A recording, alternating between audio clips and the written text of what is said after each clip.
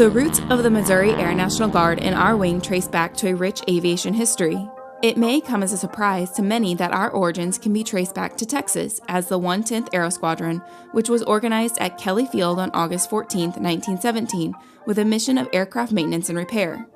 This was a mere 14 years after the Wright brothers' historic first powered flight in 1903, marking the rapid progress of aviation during that time. The 110th Aero Squadron would eventually be redesignated as the 110th Observation Squadron and relocated to St. Louis. This move was made possible by Major Bill Robertson and his brothers, Lieutenants Frank and Dan Robertson, who were the owners of the Robertson Aircraft Company. On June 23, 1923, the 110th Observation Squadron was federally recognized, marking the beginning of our proud history in Missouri. The 110th Observation Squadron was allotted to the National Guard 35th Division and originally equipped with one World War I surplus Curtiss JN-4 Jenny aircraft, which was purchased through officer donations. Our fleet soon expanded to include a variety of aircraft as we took on observation and reconnaissance duties, transitioning through aircraft such as the D-4, TW-3, OH-2C, PT-1 Trusty, OH-11, OH-2H, OH-17, and OH-38B from 1925 to 1933, marking the evolution of our capabilities and expertise in the field of aviation. With each new aircraft and mission, the 110th Observation Squadron continued to uphold its commitment to excellence and professionalism, establishing a strong foundation for the Missouri Air National Guard and our wing, which carried us forward. The chief pilot on the St. Louis to Chicago airmail run for the Robertson brothers was a young aviator named Charles A. Slim Lindbergh. Lindbergh joined the 110th Observation Squadron in 1924 and was a captain when he made his historic solo transatlantic flight to Paris in the Spirit of St. Louis in 1927, earning worldwide acclaim. This is Lowell Thomas in New York. He made it. Charles A. Lindbergh, Lucky Lindy as they call him, landed at Le Bourget Airport, Paris at 5:24 this afternoon.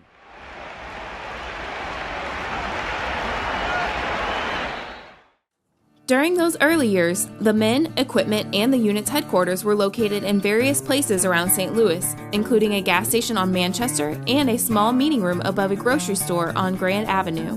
However, in 1931, we moved to a new hangar at Lambert Field, marking a significant milestone in our unit's history.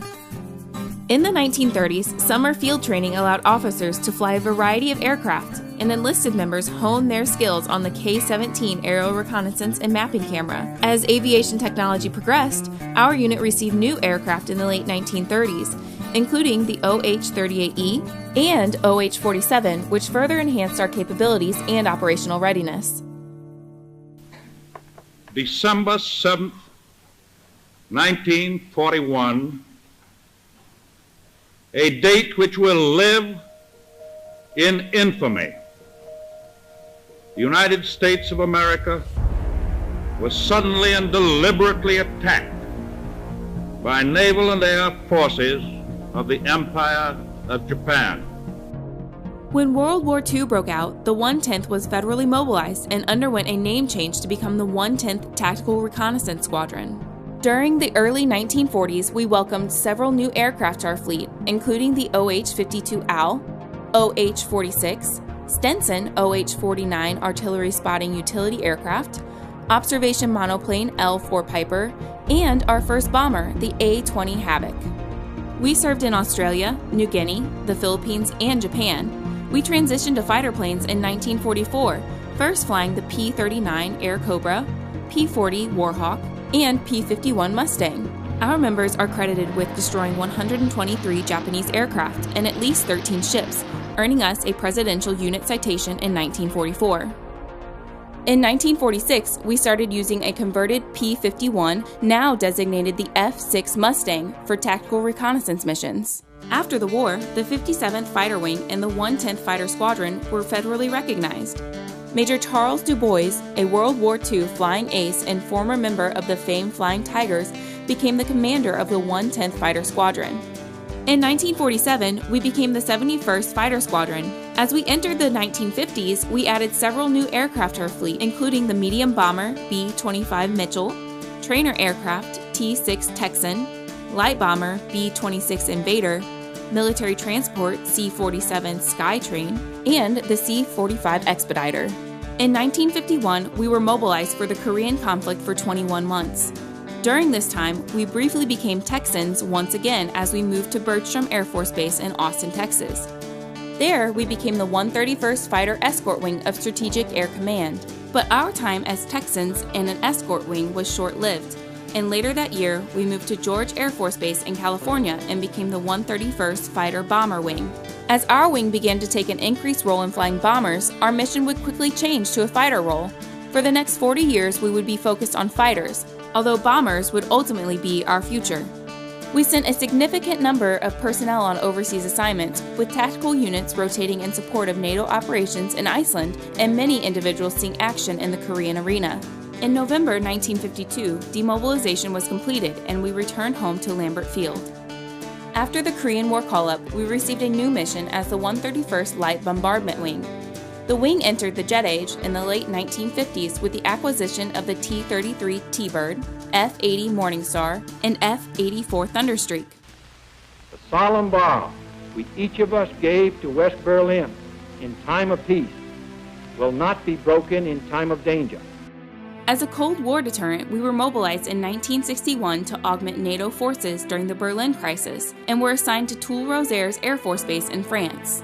We returned home in 1962, and the F-100 Super Sabre became our primary aircraft, remaining an integral part of our unit for more than 17 years.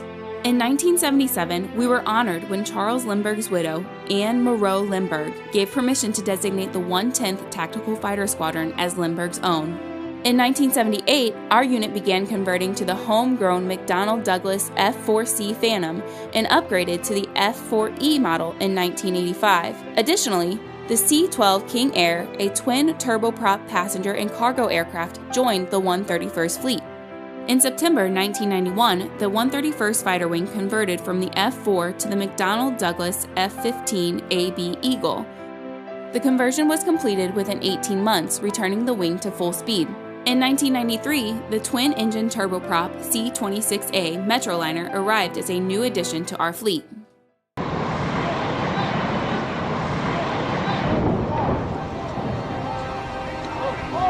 We believe that a plane has crashed into the World Trade Center. The cockpit's not answering. Somebody's stabbed in business class. I don't know. I think we're getting hijacked. Oh my God! People jumping out the windows. They're trying to save us. They're telling us to get out, but there's nowhere to go. In the aftermath of the 9/11 terrorist attacks, the role of the Air National Guard changed.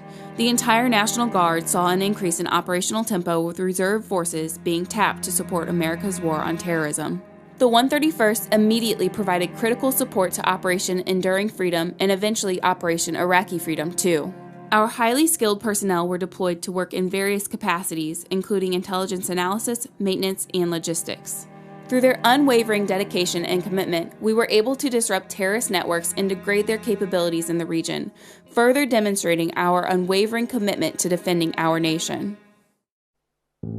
In the fall of 2004, our wing began the transition from the F-15AB to the F-15CD model aircraft, making us the first combat-coded F-15 unit in the Air National Guard to have the C models. In 2005, the Department of Defense base realignment and closure recommendations became law, resulting in the realignment of our wing and the relocation of our fighters to other locations. In March 2006, the Department of Defense announced that our wing would become an A&G Classic Associate at Whiteman Air Force Base. While the Air Force has primary ownership of the aircraft, Missouri's Guardsmen will maintain and fly the B-2 Spirit stealth bombers alongside their active duty counterparts. In August 2008, the first 2 fighters left our wing, mission-ready to assume their new duties in Montana. That October, the wing celebrated our first official unit training assembly at Whiteman Air Force Base with the ribbon cutting of the wing's new headquarters, marking the start of the end of an era at Lambert. In 2009, the move was completed and the wing turned over all F-15 Eagles to other Air National Guard units, while continuing its transition to a B-2 Spirit stealth bomber wing at Whiteman Air Force Base. The year also saw an increase of operations at Jefferson Barracks Air National Guard Base in South St. Louis. 2010 saw the first of many accolades to come for the wing at Whiteman Air Force Base, when the total force team of the 131st Bomb Wing and the U.S. Air Force's 509th Bomb Wing won the coveted Fairchild Trophy for the best bomb wing in the Air Force. The combined wings continue to be among the best of the best, meeting and exceeding expectations during inspections and competitions. In 2011, the 131st Bomb Wing B-2 aircraft participated in support of Operation Odyssey Dawn in Libya, marking a significant milestone for the unit. A tornado warning has been issued until 1:30 p.m. Central Daylight Time for the following period. That same year, in April, a devastating Category EF4 tornado swept through the St. Louis area, causing over $10 million in damage to the Lambert Guard Base. Thankfully, no one on the base was injured, but many buildings were damaged, hastening plans for future moves off of Lambert property and to Jefferson Barracks. In 2013, the 131st Bomb Wing successfully passed our initial nuclear surety inspection and achieved full operational capability on August 2, 2013. To this day, the 131st is the only Air National Guard wing certified for nuclear operations. In the same year, the B-2 Spirit of Missouri was designated as the flagship of our wing. In 2015, the wing participated in major operational exercises, including Red Flag, Neptune Falcon, and Constant Vigilance in the spring. Additionally, the 157th Air Operations Group deployed in support of Exercise Pacific Century, and the 239th Combat Communications Squadron provided support to the Guard's Sea Burney Enhanced Response Force Package exercise evaluation. In September 2017, 140 service members joined forces in the southeastern Missouri region as part of the Operation Healthy Delta Innovative Readiness Training Exercise. Led by our 131st Medical Group, members from the Air National Guard, Active Duty Air Force, and the Navy set up 2 field condition medical facilities to provide no-cost medical, dental, and ophthalmology support services on a first-come, first-served basis to residents of the local communities. At the conclusion of the exercise, a total of 2,251 patients were seen, and nearly 16,000 procedures were performed. Members of the 131st and 509th Bomb Wings gathered in August 2018 to celebrate the unveiling of a new paint scheme on a geared door of the B-2 Spirit of Nebraska and the bomber's new designation as Lindbergh's own. In 2020 to 2022, members of the 131st Bomb Wing were heavily tasked. Hundreds of Guardsmen supported COVID-19 relief efforts, with over 450 personnel mobilizing and deploying across Missouri to assist 605,000 fellow Missourians by supporting food pantries and call centers.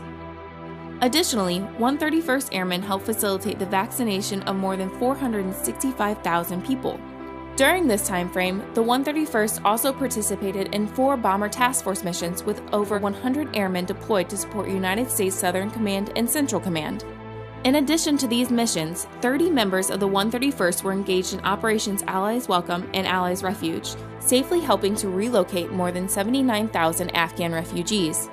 As we celebrate our 100th anniversary on June 23, 2023, we look back at our proud history inherited from the courageous airmen who served in World War I, World War II, Korea, Vietnam, Desert Storm, Operations Enduring Freedom, and other conflicts up to present day.